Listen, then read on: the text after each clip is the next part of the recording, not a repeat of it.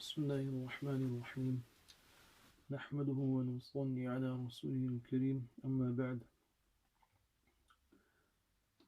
In the previous lecture of Tafseer we were discussing Surah Al-Kafiroon. After discussing the origin of Surah Al-Kafiroon and the virtues and characteristics of the surah, we discussed in some detail, to some extent, further detail of Surah Al-Kafiroon in terms of its tafsir. Over here I'd like to discuss the ruling of a peace treaty with the disbelievers.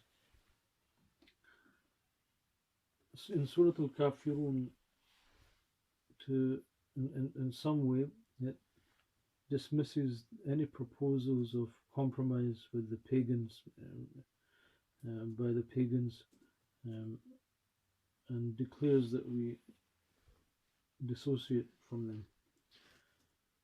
Whereas in the Quran itself, Allah Azza wa Jal says in another place, وَإِن جَنَحُوا لِلسَّلْمِ فَاجْنَحْ لَهَا. And if they tilt towards peace, you tilt towards it. Meaning they enter into the peace treaty with the kuffar, with the disbelievers or pagans or non-Muslims.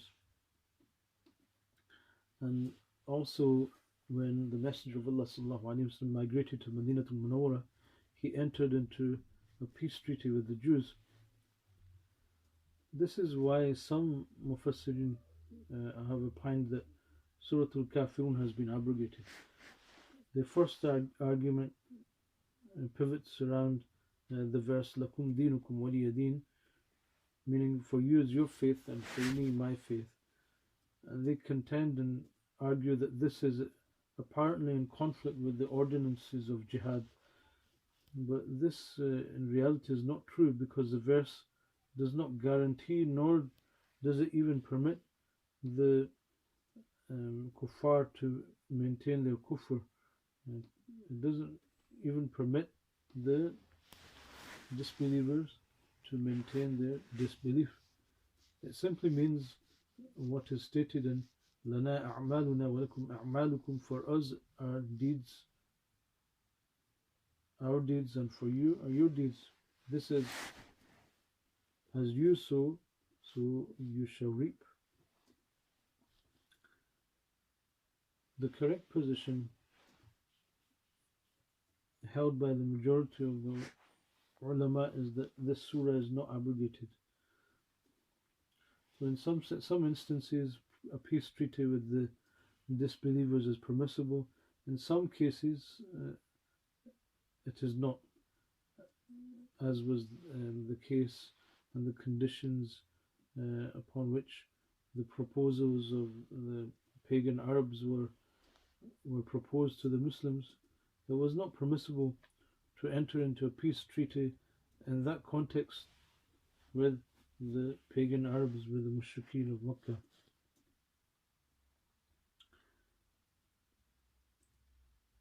And the compromise that were offered by the pagans at the time of revelation of the surah, of Surah Al-Kafiroon, are still prohibited, and the peace treaties that were allowed in the verse mentioned earlier, وَإِن جَنَحُوا لِلسِّلْمِ فَاجْنَحْ لَهَا. If they tilt towards peace, you tilt towards it. In that context of the ayat that I just recited, the peace treaties are allowed and still permitted. So it's very important to understand the circumstances, the conditions and the context of the treaty, and take a proper decision accordingly. And one of the hadith, the Messenger of Allah sallallahu alaihi wasallam laid down the general principle of peace treaties with the kuffar and pagans. ألا صلح أحل حراما أو حرم حراما إلا صلح أحل حراما أو حرم حلالا. Every compromise is permitted except إلا أحل حراما, that which permits the haram, or haram halala, or makes the halal is haram. If the various peace treaties the proposals that were made by the pagans, by the mushrikeen, are carefully analysed, they were all, without a doubt, um, mixed. The purpose of those treaties was to mix elements of pagan beliefs and practices with Islamic beliefs and practices, creating confusion. And in some cases, they required the Muslims to temporarily denounce Islam and commit themselves to paganism. Surah Al-Kafiroon denounces any such peace treaties that make the impermissible permissible, and declares the dissociation from paganism.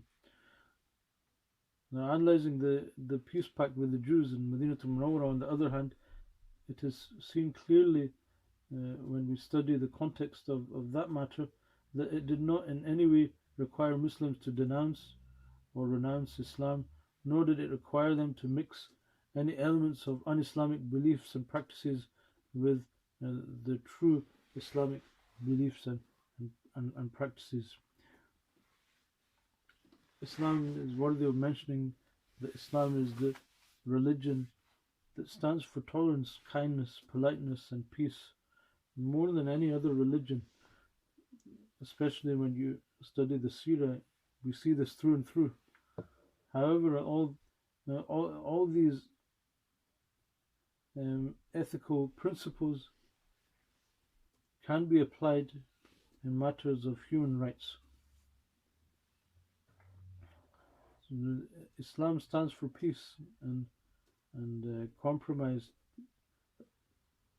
not to the extent that we compromise our base and core beliefs and practices.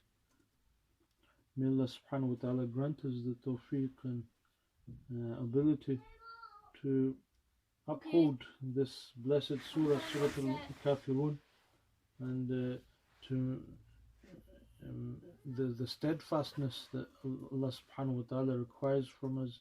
May Allah subhanahu wa ta'ala grant us that steadfastness and keep us firmly rooted and steadfast and upon the straight path.